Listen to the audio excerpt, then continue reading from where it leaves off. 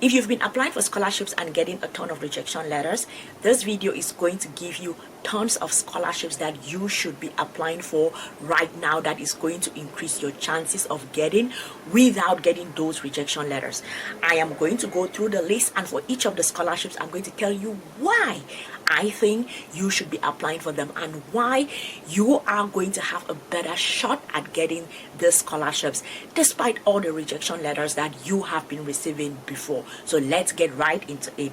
The first one is the Southern Taiwan University of Science and Technology. First thing here, location. So many students want to go study North America, Canada, UK. Those places are very competitive. So applying for the scholarship, the location already tells you that you will have a good shot if you've been getting rejections. But it covers all degree levels for international students. They actually have lesser known regional programs which moderates competition, and it has a broad eligibility. When you've been applying for scholarships and getting a ton of rejections, what you want to do is target those scholarships that have broad eligibility, just as it says here, and then limited competition. Limited competition now becomes your edge over the other people, because as I said, everyone wants to go to USA, Canada, whatever, but even just the name Taiwan, you don't have so many students rushing to want to apply for scholarships in Taiwan. So this gives you a better shot at getting all your studies funded, and most of these scholarships are fully funded, so you definitely want to apply for those. And then the next one is in Denmark, and this is the Aalborg University International Scholarship. This scholarship is automatically considered for all admitted applicants. No extra application is needed, so it even reduces the risk. Like just applying for it and getting entrance already guarantees that you are going to get a scholarship. And I'm just like, this is amazing.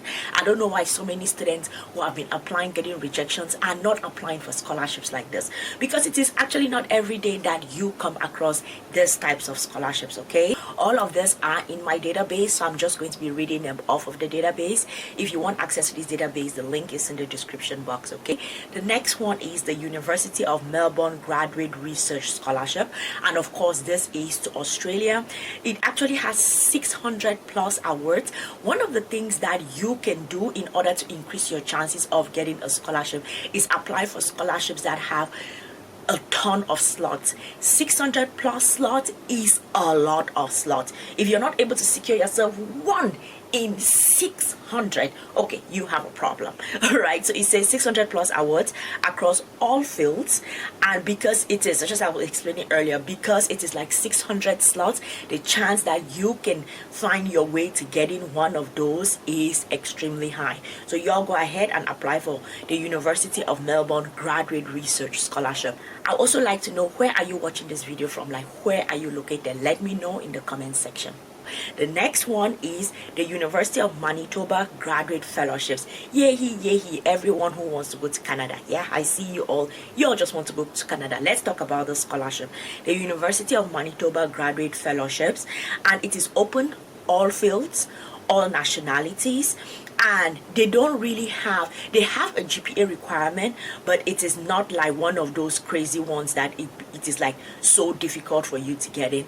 And I think the most important thing to know about this scholarship is that the departments get to nominate students, and when the department is nominating students, what that does is, if you can get to the department, get to the professors, get to someone who is interested in working with you, your chances that you are going to get in and get the scholarship is very high.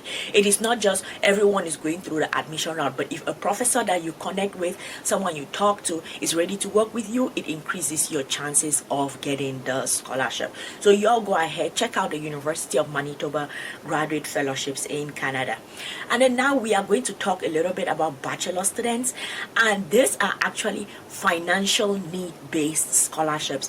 The idea of financial need-based scholarship is, if you've been applying and you're getting rejections, you don't know what to do, you can target those scholarships that they will give you funding based off of your needs. It is as long as you're able to secure that admission, you are good to go. So you have these need-based scholarships at different US colleges. You have Whitman College, Franklin College, Marshall College. All of these are in the database, and because the funding is based on need and not like prestige, let me see, oopsie, okay, so because the funding is based on need and not like merit or prestige, it is less cutthroat. Like, it reduces the chances of you getting rejected, okay, as long as you're able to show that, okay, these are my financial needs and this is the reason why I want this particular scholarship. All right, let us move on. We are going to go to Japan, and this is the Rotary Yoneyama scholarship. The reason why this scholarship is on the list of those that have applied for several scholarships and have gotten rejected is because it is like a broad program. It is open for all fields, and in terms of study destinations, yes, Japan is competitive, but it is not as competitive as places like Canada, UK, whatever, which means that there are fewer applicants, and that increases your chance of getting. So if you are this person who has been applying for tons of scholarships to all of these high-end places, you should definitely consider applying for this Rotary Yoneyama fellowship, because not many people are applying for it. The next one is still to Japan, and it is the Honjo International Scholarship. I actually know so many students that have gotten this scholarship, and it is an amazing scholarship, but that is also because I live in Japan. So if you all want to know more information about the Honjo scholarship, let me know in the comment section. And this scholarship, just like the Rotary Yoneyama scholarship, it is very broad based. It accepts all fields of study, and they actually emphasize students' potential and students' goals. So it is, even if you've been applying for everywhere and getting rejected, the chance that you can get a good shot at this if you're able to just explain if your CV shows your potential, and if you're able to explain your goals, like why do you want to study in a particular university, what is your short-term goals, what are your long-term goals, if you're able to explain those things, you have a good shot at getting the scholarship. And then the next one, I've seen this scholarship so many times. It is the Transform Together scholarships at Sheffield Hallam University in the UK. So this scholarship, it is, compared to the others that is like fully funded, this one is actually 50% tuition waiver, and this is for undergraduate and for master's students. And this particular university, it is not one of those top tier universities where you have like a higher level of competition. So this is actually a strategy when you are just applying for universities abroad. If you are going to reduce your level of rejections or the number of rejections, you do not want to target the top high-end universities. I'm not saying that you all should aim low. You can aim high, but if you've been getting a ton of rejection letters, that is sending you a message. And what you can do as plan B is target like lower tier universities. For example, this Sheffield Hallam University, it is like a mid-level university. It is not top tier, so the level of competition that you are going to get there is not as high. So I think it is a good shot. I think it is a good scholarship to apply for. And also remember, it is 50% tuition waiver, which means that you still have to pay for some things, okay? All right, the next one is the Doha Institute for Graduate Studies.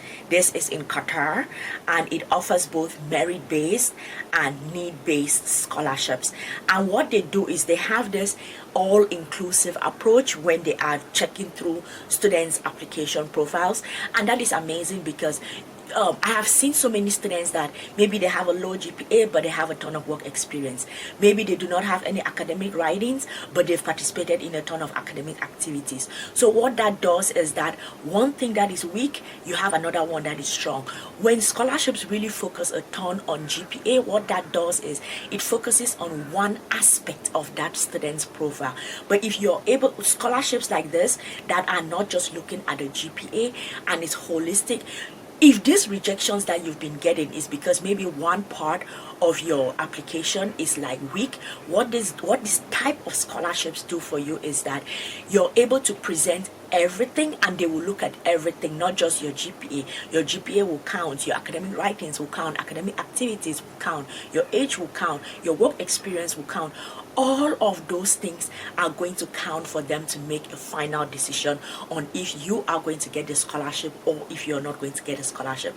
And I think that is an amazing way of judging a student's profile, because when they laser focus just on GPA, then that is not a good thing. So if you've been getting rejection letters and you think that it is because of your GPA, also target the scholarships that have a holistic way of looking at a student's profile.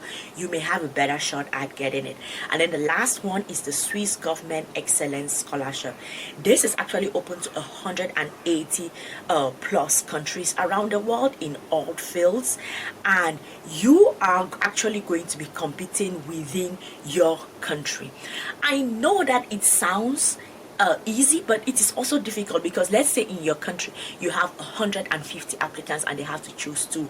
That increases the competition, right? So this one is included in the list, but just take it with a grain of salt, because if this scholarship is very famous in your country and many people are applying for it, then the chance that the competition is going to be high is there. So think about it. But if you don't want to apply for the Swiss government scholarships, apply for all of the other scholarships that I have already mentioned. If you are someone that has been applying for scholarships and getting rejection letters, step one is to have these scholarships.